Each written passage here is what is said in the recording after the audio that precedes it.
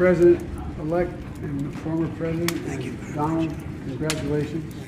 মার্কিন প্রেসিডেন্ট নির্বাচনে জয়লাভের পর প্রথমবারের মতো হোয়াইট হাউসে পা রাখলেন ডোনাল্ড ট্রাম্প।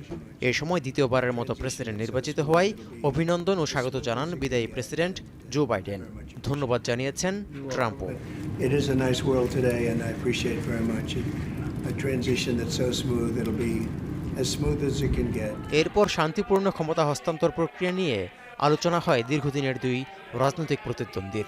ঐতিহ্যবাহী ওভাল অফিসে হওয়া বৈঠকের শুরুতে দুই নেতাই শান্তিপূর্ণ ক্ষমতা হস্তান্তরের বিষয়ে প্রতিশ্রুতি দিয়েছেন।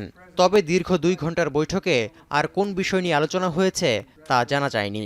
কারণ আলোচনা শেষে বাইরে অপেক্ষায় থাকা সাংবাদিকদের সঙ্গে কোনো কথা না বলেই হোয়াইট হাউস ছেড়েছেন ট্রাম্প।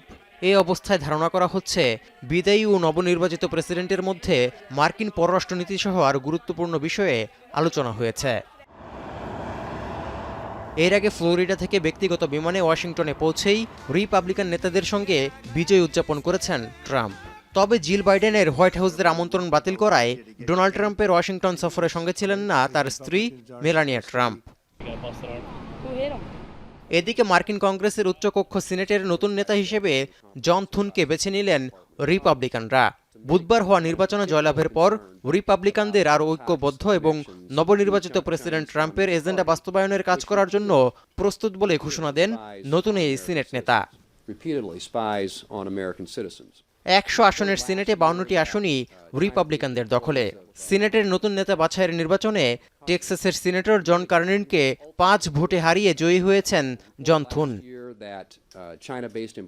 তৌহিদুর রহমান, এখন বিশ্ব।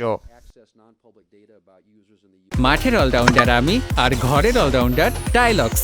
টাইলক্স টয়লেট ক্লিনার, ক্লিন মানেই টাইলক্স।